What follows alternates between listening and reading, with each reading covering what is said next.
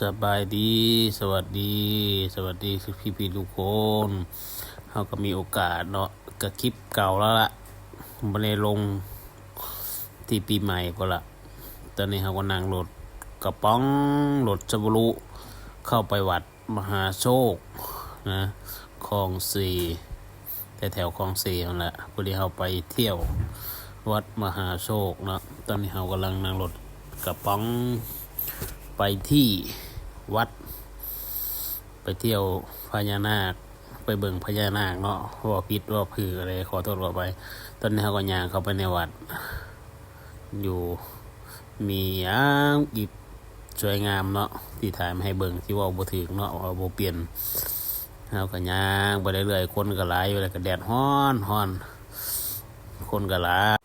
เมืองวัดก็สวยงามเด้อพี่ทุกคนใครสิมาทำบุญก็มาได้เด้อวัดมหาโศก